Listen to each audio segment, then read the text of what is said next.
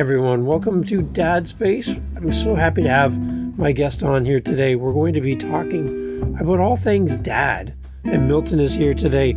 And I'm so excited to have him here. Milton, welcome to Dad Space. Glad to have you here. Thank you, Dave. I'm so excited to be here on Dad Space, platform for dads, us dads, Right. to talk about fatherhood and just, share my story and probably help somebody, a father, a child out there that is maybe having daddy issues, as it were. So I'm glad to be here. I love it. Yeah. So, Milton, tell everybody where you are in this big world of ours. Where are you? All right. I'm in Wolverhampton in the United Kingdom. And originally I'm from Zimbabwe. I was born in Zimbabwe here and just relocated to the United Kingdom with my wife and with my child, with my son. He's 9. And yeah, fun times I had and I'm excited. So, okay, it has to be a totally different part of the world for you, a new community, a new everything, right? What is some of the big differences so far that you're seeing from where you've come from and now where you're living now? There's got to be some differences. What are you seeing that's a big difference? Well, definitely there's quite a lot of difference. For example, for just the culture on its own is quite different. Like where I come from, like when it comes to disciplining your children, right? you really use the belt and discipline. But now here in this side of the world, it's actually a crime to do that. Yeah, so not a good idea, right? Yeah. So that's the thing now. So you just have to be very careful how you relate with your child, is because just one wrong move, as it were, you find yourself on the wrong side of the law. But otherwise, everything is fine, really. My son is well mannered, and I'm grateful to that. We've raised him well. On the contrary, myself growing up, I grew up without a dad, like he abdicated his throne of responsibility when I was 2. My mom was telling me that he left when I was 2 years old and he to South Africa. And really, I don't know him. I don't have any relationship with him whatsoever. And that somehow, it traumatized me growing up, because I was like, okay, how come I don't have a father, Why? Did I do something wrong? Or what is it about me that he decided to, not be there for me, as it were? And I was in primary school, right? We were playing with my friends and they were talking about their dads. Like, okay, my father does this kind of work. My dad does this kind of work. And now, little did they know that their fun was somehow hurting me, because all I knew about him, my father, was that he was in the army. So I quipped, like, my dad is in the army. But there was no conviction whatsoever. So one of my friends, Derek, was like, dude, you speak like someone who doesn't know his father, because there was no conviction. And I remember going home that day, I found a corner and I cried a lot. And I'm like, you know what? It's all right. I am just going to be there for my children. From that moment, I made a vow to myself just to break the cycle. This is not good. I don't want any of my children to experience that which I've experienced today.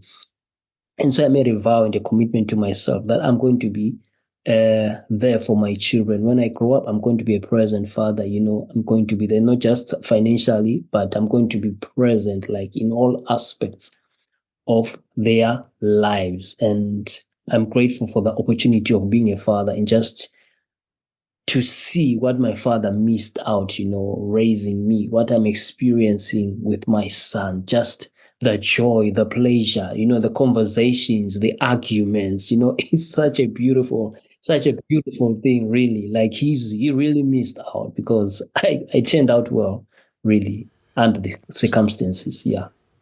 So, how old were you when you had that moment where you had to realize that your story about dad was different than everyone else's in comparison to your son now? Like, was it about the same age, or were you younger Uh, when all this happened?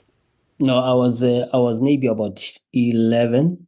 My son is 9 now, so I was about 11. Yeah. Okay, Hmm. so he's around that age Yeah, where more or less the age. Because I remember I was, you remember that moment now as an yeah, adult, I right? remember. I remember. So, the fact that he has a different life than you had, right, today, his life is much different than yours was back then, right? That's a good thing. Yeah. He's seeing you a part of his life now, and that's amazing for That's him. amazing because I remember I was sharing with him, my son, because I'm married, right? So my wife, she has her mom, she has her dad, right? And now me, I have my mom only, this kind of kids, they notice and you're like, but dad, how come mom, there's granddad and there's grandma. Here, Hmm. there's only grandma. Where is granddad? You understand? Yeah, So he noticed that. So I had to tell him that, okay, fine, granddad is not around because he decided to abdicate his throne. I remember he shed some tears. He couldn't understand. How come? Why? yeah, The same feeling that I had. So like it's all right, it happens, such things happen in life and you don't have to worry about it. I'm here for you, you understand? I'll never do hmm, that to you. And we have such a great relationship, really. So now the thing is, parents, these decisions that we do as parents, wherever you are, you may be a dad, you may be a grandfather, or you may be a son, whoever you are, when you grow up, you're going to have children. But the decisions really that we make, they have a great impact on our offspring. You see, we don't have to be selfish because you have to think about the other person, like this thing that I'm doing, this decision, how is it going to affect my child? How is it going to affect my son? How is it going to affect my daughter, as it were? So it really, really, for myself, based on experience, it really wasn't nice. It wasn't cool at all. no, It was no, not nice. But now I know better. And just coming to the United Kingdom, and I was just reading, about the statistics really about the father deprivation. Like there's this organization called Chapter Two. Their research that in the United Kingdom, like it's kind of crazy the way people are deprived of fathers. Like most male boys, they grow up without father, or they don't have a relationship with their father. So when I saw that, I was like, oh, I thought it was only like an African pandemic, hmm, yeah, an African epidemic, but it seems like it's a global issue of fatherlessness, and we just have to do something. I don't know what happens to us men at our journey in life that maybe we feel like giving up, that maybe we just have to let go, because there's a lot that goes on. There's a lot of expectations as well for your man. There's a lot, like you are expected to provide, right? It's our responsibility to provide, not only financially, but the protection and the emotional support, just to be there. Now right. you are supposed to make money. You're supposed to be there as well and be present. So the balance as well is kind of a struggle. So some men decide, you know what, I can't take this. So they choose to pursue the other and neglect the other responsibility. So big up to those who are really finding the balance, who are there with their families, raising adorable children and being there for their families. Because for some men, it is not easy. And a colleague of mine is in the US. He was telling me that in the United States of America, a lot of boys who are incarcerated, they have got daddy issues. Yeah, So for sure. it affects the children, the choices that we make. it does affect. So you just have to make up your mind as a father that, okay, in as much as you want to be a dad, you have to make up your mind also to be there for the children. You don't just have to be, saying, I am a father and be absent. You just have to be present because it affects big time. Yeah. Yeah. So growing up then with your father not there for you, Mhm. how did you now, as a dad, what kind of examples did you kind of use to decide what kind of dad you were going to be? Did you have any men in your life that came around you and kind of gave you guidance as a young man about how you could be a good dad when you did have a son? Yeah, like because of my faith, I then was surrounded by spiritual leaders, like my Good. pastors and like my youth leaders, as it were, and just reading from the Bible that there is a God in heaven who loves me unconditionally, that He's my Hmm. Father. And I then became aware of who I was, self-awareness, that okay, I am really somebody, in as much as this man decided to abandon me, to neglect me, I do matter, you know. So I was helped because of my spirituality, because of my faith, because as it is now, I know that everything happens for a reason. Yeah. So So, Milton, tell me about the first time someone looked at you for the very first time and called you a dad, whether it was the doctor or a family member. They're like, congratulations, Milton, you're a dad, you're a father. What did that feel like to hear that word come to you for the first time that you are now a father? hmm, it's a beautiful feeling, like Dave, like Hmm. nothing can really prepare you for that. Right. You can't go to school for that. You can't get coaching and training for that. It's beautiful. Like it's priceless, really. It's a beautiful thing. Like my son was born in 2014, and it was in 30 August there.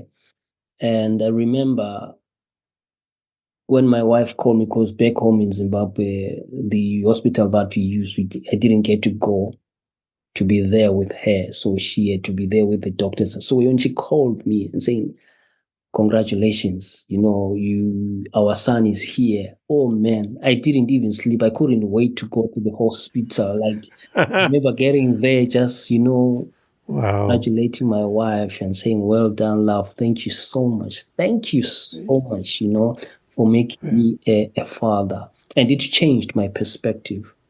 I knew we were expecting, right? We were expecting that my wife was pregnant. We were expecting that we're going to have a. Yeah. Yeah. And now the baby is here. You understand? I'm holding this precious thing in my hands. It was beautiful. Like it just Yeah. changed my whole perspective, my whole view, and my trajectory in life and everything. It's beautiful. Somebody told me, Milton, when I had my firstborn, that I would have to get used to the idea that my heart is now beating outside of my body Mm, as a dad, yeah. holding that boy, Mm, holding my daughters. Like it's kind of like a piece of you is now outside of you and you're holding it, right? yeah. In the fact that it's your child. And I didn't really understand what that meant Mm, until I had my son. And I'm like, yeah, that's a piece of me. I mean, this is something that will live on long after I'm not here. yeah. It's amazing, It's amazing, Dave. right? It's really amazing. Yeah. Yeah. So, okay, so there's a dad listening, Milton, who maybe grew up without a dad in their home, Hmm. and they're thinking, I don't know, Milton, if I can be a good dad. I don't know because I've never had a dad. I feel like I'm not going to be a good dad because I've never had one. What would you say to somebody who thinks that they're scared? They're scared to become a dad because they're not sure if they're going to be a good dad. What would you say to them? I understand. really. I do understand.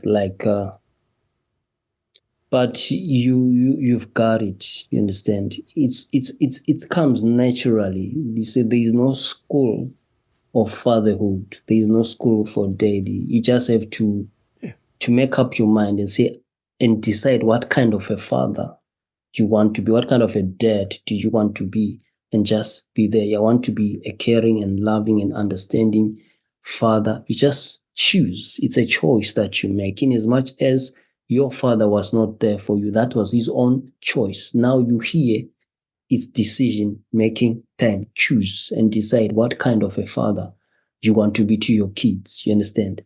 It's all about choices. You just have to decide that I'm going to be there for my children. I made my choice. I made up my mind when I was 11 that I'm going to be there for my children. Growing up, I was like, I'm going to be a father. I'm going to be there. It was a choice, really. Nobody was like came to me and like, hey, you have to do this. And now that I'm a father, really, it comes naturally. You see, of course, you have to read books and try to understand some things, how to relate and stuff. But it all comes naturally, and you just have to make up your mind and say, Milton or Dave, what kind of a man do you want to be at this moment? Doesn't matter what happens. Someone was like, it doesn't matter what happens to you. What matters is how you deal with what happens. My dad decided to be absent, but then how then do I, move forward? Because I am here now, he is not. So you are here, your children are looking up to you for guidance, you know, for for direction. They are looking for you for mentorship. And remember, before your child goes to the outside world to be in contact with, say, the pastors or the teachers in school or wherever, you are the first point of contact. You are that person they are looking at for direction, for guidance, for discipline, for inspiration, and for motivation. So children, they learn through observation. Like they see you, they watch you. Whatever you do, they will emulate. It's very, very important to choose what kind of a man, a kind of a father you want to be. It doesn't matter. That one is no longer a factor. He was not there. He's not there. That's his own. You are here. Moving forward, what are you going to do for your children? He wasn't there. He didn't do nothing for you, but you are here. What are you going to do for your children? What kind of Mm. family do you want? You understand? It's on you. What kind of a family, what kind of a future do you want to build? What kind of a legacy do you want to create for yourself, for your family, for your grand and your great grandchildren? You understand? Because it's part of your story. Like I said, everything happens for a reason. Whatever happened with your father is not your fault, right? So I suggest you just forgive the man. He was probably going through things. He was not strong enough. You never know what happened. But then you are here now. What are you going to do? That's what is important. Your children, they are looking at you for guidance, for wisdom, for direction, for everything. I remember there was this gentleman, like it was in 1992. Is it Derek Redmond? He was in the Olympics in Barcelona. He was running a marathon, it was a 400-meter race, really. And somewhere during the race, he sprained, like he got injured and he couldn't run anymore. He was in pain. But instead of giving up, he started limping, right? And everyone else was like, no, you stop and everything. So a beautiful thing happened. His father, he jumped in on the tracks and started running with him, you know, and encouraged him. You know what? We finish what we start. We don't quit. We don't give up. All the father wanted was for his son to finish the race. He didn't care how much the length it was going to take, but he Yeah. was there. He was encouraging him. That's the father that he chose to be. He chose to say, you know what? I am going to be there for my son. I'm going to Mm. encourage in as much as you are hurt, but I'll make sure that you finish what you started. He was there encouraging him, limping, running, and the man finished the race. And it was after the race, there was a stand ovation throughout the whole, stadium. Like people stood amazed. So it is the choices that we make. The father chose to say, you know what, you are going to finish this. It doesn't matter, you are in pain. So Yeah. it's all about choices, really, Dave. I love it. That's a great perspective, Milton. I love that. What kind of lessons are you teaching your son? What kind of things are you trying to show him and model for him so that he will grow up to be a great dad in the future? What kind of lessons are you teaching him? It's respect, right? Like you have to respect everybody, regardless of who they are. Respect your elders.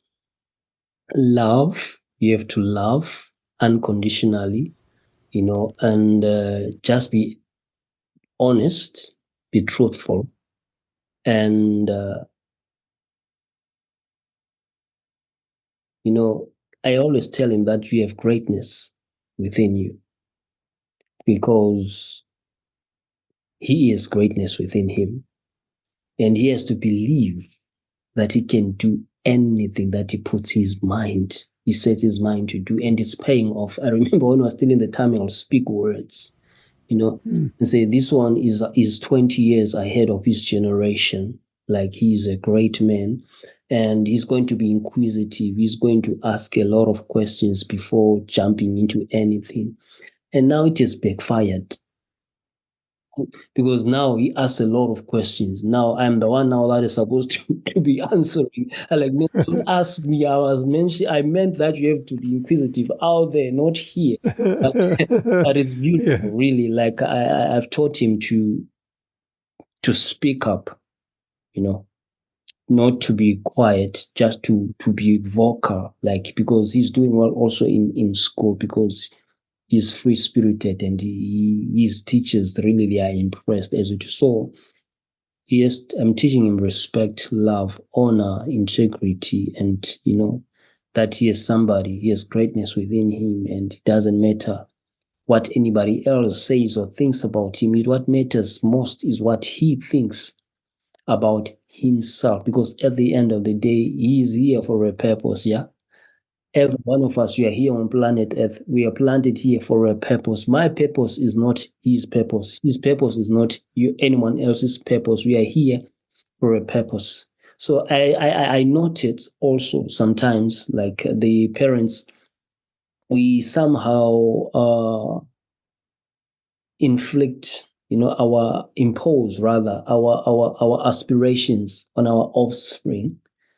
Like there's a story of this Nigerian doctor. He was on his graduation day. Really, everybody was happy. Oh, somebody's graduated, but he was not happy. So it came to delivering his speech, right? So you are like, I see everyone here is happy and all except for myself because being a doctor was never my choice. It's not what I wanted. Me, I wanted to be a renowned musician, but my father pushed me to pursuing this. You understand? And he didn't stand up for what he believed as well. Because in some cultures, you dare not defy, your dad. Yeah. But Yes. I encourage my son to speak up, really. Like maybe I may think that this is what he wants, but mine is to guide him, really, to guide him because he is his own person. He has his own dreams as it were. Mine is to guide him and to support and to correct him and allow him also to make mistakes and learn from those particular mistakes and allow him to make his choices and fail and learn because at the end of the day, that's part of growing up. But I'm there to support and to guide, really. Yeah. And I think watching your kids struggle is very hard because you never want to see your kids struggle or Yeah. have hard times. You want things to be fun and happy and successful. And when you see your children struggling, you know, that's really hard to not step in and make it better. That, They have to learn, right? They have to learn how to navigate and how to live their life. And, that's that special balance between doing everything for them, doing nothing for them, or kind of in the middle and helping, yeah, right? that's true. That's true. Yeah. Yeah. I love it. what kind of resources and what kind of things are you using as a dad to learn and to improve and to get better as a dad? Is there anything that you're like books or podcasts, or is there anything that you're using to kind of help you learn more about being a dad? Yeah, like one of my go-to really is the late Dr. Miles Monroe. His teachings on fatherhood is they are just phenomenal. So he is my go-to when it comes to fatherhood and leadership and every aspect. And yes, I do read certain books, and I recently bought my son a book like The Seven Habits of Happy Children, just to inspire, because I just want to instill that habit as well of reading, that culture of reading, so that he can just open his mind. It's good to buy him games, so that he can play games on the phone and what. But it's also important that he learns and he adapts the culture of reading, because I do read. So when I'm reading, like I say, they emulate. So if he sees me reading as well, so he finds his own and starts reading. So when I'm on the laptop, he also takes a gadget, as it were, so they emulate. But Yeah, I do read a lot. I love music. He also is into music, and it's beautiful, really. Like it's wonderful. So he everything that he sees me doing. So I just have to be very, very careful what I do, how I talk to his mom, how I relate with everybody, because yeah. whatever he sees me doing, he thinks that's the way to do it. So I try by all means really to set a good example, you know, Yeah. and be respectful and just to be kind. And we have really taught him well, like to have respect, to be kind. We see how he relates with other children, with the elderly people as well. It's phenomenal. Yeah. Those are all good lessons that I think all of our kids need to hear and need to see demonstrated, right? Like you said, it's one thing to tell your kids what to do, but as adults, we need to do it as well, Yeah. right? True. That whole thing about do as I say, but not as I do, Nah, because that doesn't work. you will ask and say, but then you are saying this, how come you are not doing it? You see, that's how he is. Like you say this, but then you are doing the very opposite. So Hmm. does this not apply to you, as it were? So just Yes. to be careful. And Pick up your clothes. Pick up your clothes. Dad, father, you're not picking up your clothes. exactly. So Right? it's like now you're being a hypocrite. Like, what are you talking about? You see. Yes. I think that children are like a big mirror that we look into and we can see ourselves. Mm, They hold this mirror up to us and we're like saying, don't do this, don't do this. But then we're like, oh, wait, I do that. Oh, no, I also do that. yes. So we have to stop doing that, right? Yeah, They're like a big mirror. They just show us back ourselves. And that's true. sometimes I don't like what I see when my kids are like, you need to get better, Dad. You That's need to grow, and right? we actually learn from our children. There's this thing that adults, as a father or as a mom or as an adult, as a grown up, you actually know better. That's not true. We actually Right. there's so many lessons that we can learn from our children, and we become even better. Better human beings, better people, better fathers, better dads, just by watching and hearing. Also, it's important to listen to our children. Yeah. It's also very I th- important to listen to. I think too, Milton, when I was a young dad, I would find myself getting frustrated sometimes because maybe just out of carelessness or whatever, my one of my kids would break something in the house. Mm, And I would be like so upset that you broke whatever it is. Yeah. And I'd get angry and I'd be like, why are you breaking things? And that cost a lot of money. Yeah. And then I had a dad come around and say to me, what's more important, Hmm. your children or that thing that got broken? Yeah. Because really, things don't matter. Really. Yeah. If you think about it, your children matter, right? And what they think of you matters. Hmm. So, yes, we don't want our children to be careless. We don't want our children to break everything in the house. No. But what's more important, that glass or plate or picture or your children, Yeah, the right? children, absolutely, because they Yeah. learn from that as well. Just that experience, they will know if I do this, things are going to get broken, and Yeah. they wouldn't want that to happen again. So, yeah. It's good. What are your dreams for your son? When you think into the future and you shut your eyes and dream for him, what kind of things are you dreaming that he's going to see or do or be? Do you have any big thoughts for him that you'd love to see him pursue? Well, obviously, Dave, I want him to excel. I want him Yeah. to do better than me. Obviously, I just want him to be a great man because he has greatness within him. And I asked him, like, what is that you want to be when you grow up? And he says he wants to be an astronaut, right?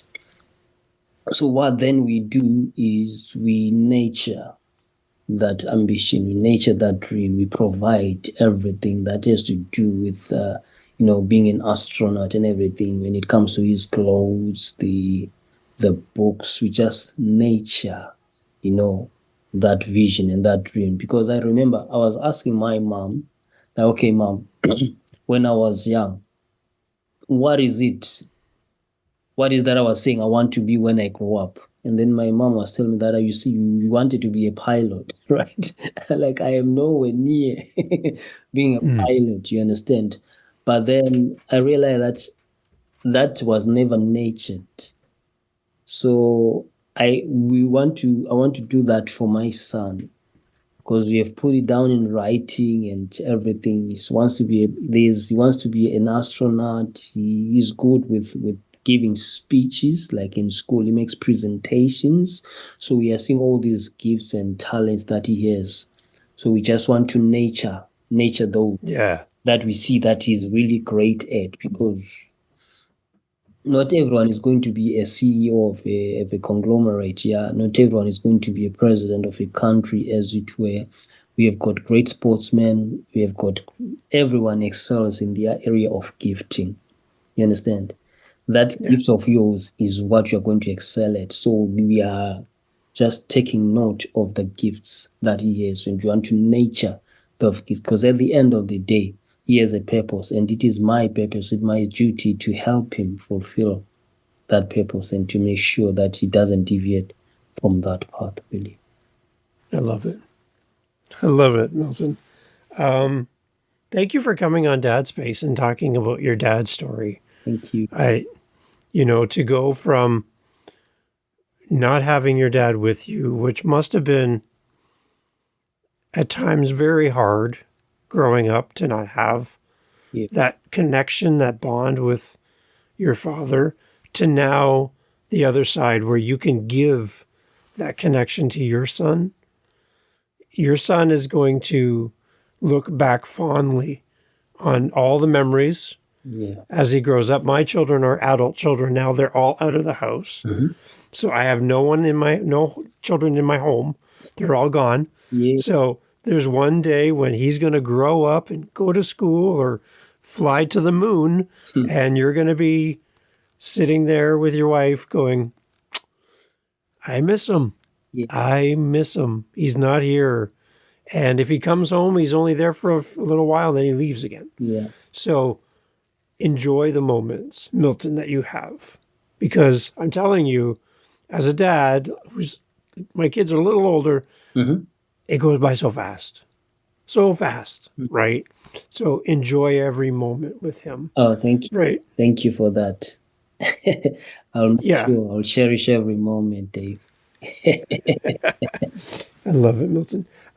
Thank you for coming on, Milton. You're also going to come on one of my other podcasts, right? Right. We're going to have you on my Living the Next Chapter podcast. Yes, yes. So, can you give everybody a little peek as to maybe what we're going to talk about over there? That's my author podcast. So, tell me a little bit more. Tell everybody that's listening, what are we going to talk about on Living the Next Chapter for you? All right. So I am an author. I'm an international motivational speaker. And I've collaborated with other authors as well. Like we've written books like Les Brown Changed Our Lives and Jesus Changed Our Lives. And I have my own book coming, launching soon. It's called Dominate Your Potential, Break Free from Self-Defeating Thinking. So I think we'll be talking about dominating one's potential. Like you have to dominate your potential and break free from self-defeating thinking because you have greatness within you. Because at times we look at what someone else is doing, right? Such that we feel defeated. Like the society really will ostracize you into thinking that you are a nobody by glorifying other people, such that you feel like what you were doing or who you are is not enough. That is one big fat lie. So we are going to be talking about you as a person, that you matter, that you are here for a purpose, that if you look around you right now, Dave, like we have high-rise buildings and we have got just a normal structure. And in construction terms, the foundation of all these buildings is never the same.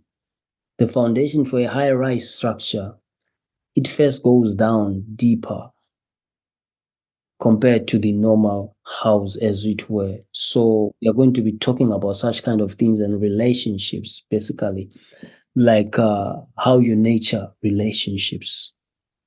You matter, and your mindset, self-awareness, self-approval, and who you are, how you see yourself is far more important than what anybody else says, because their contemptuous perception of you really is none of your business. I remember watching the movie. I don't know if you remember this part in the movie, The Pursuit of Happiness. Will Smith was talking to his son, like the son was somehow defeated because of what the father said, and they're like, "What is this? It doesn't matter who says that. It doesn't even matter if I am the one saying you can't do nothing. Don't believe me. You have to believe in yourself."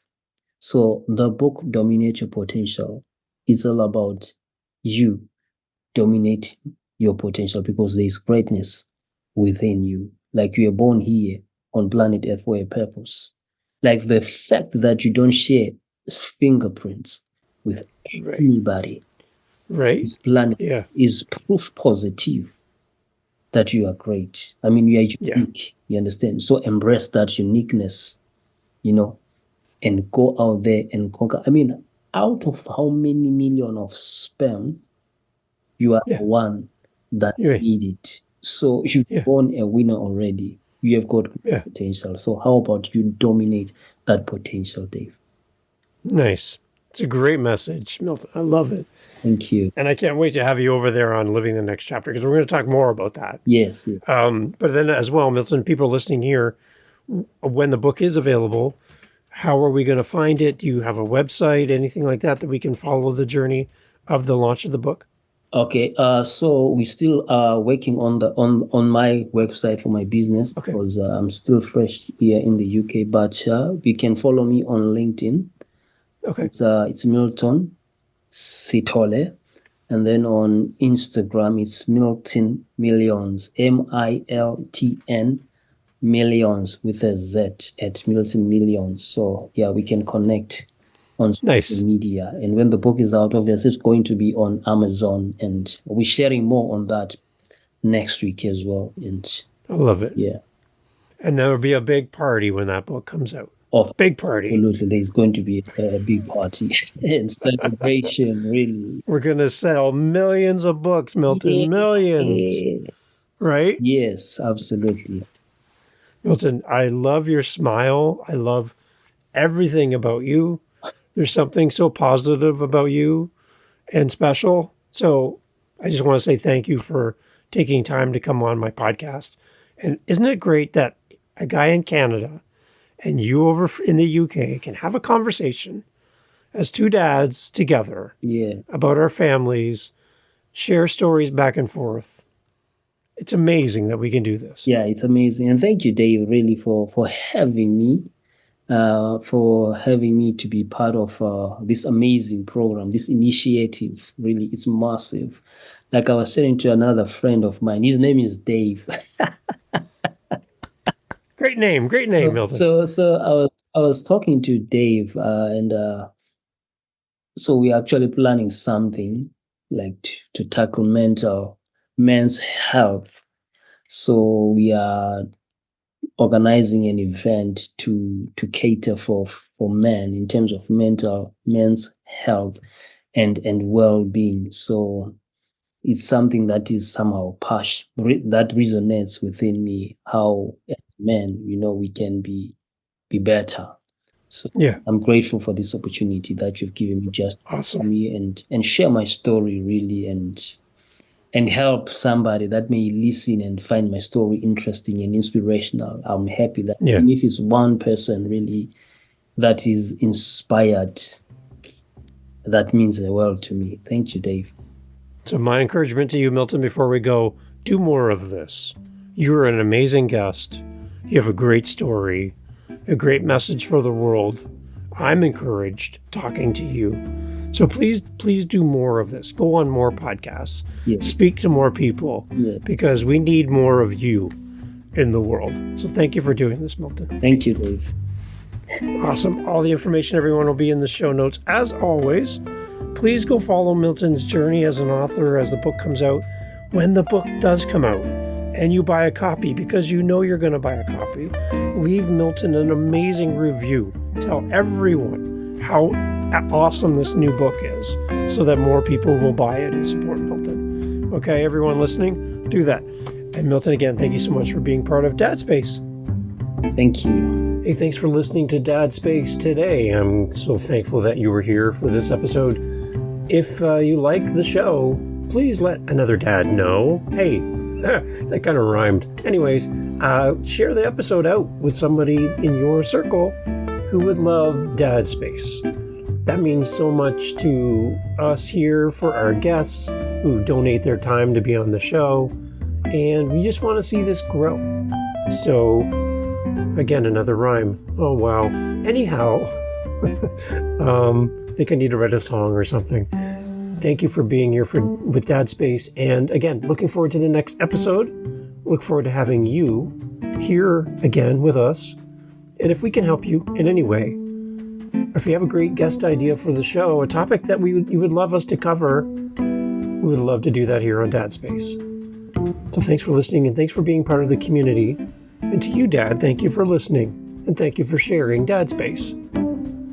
Catch you on the next one. Take care.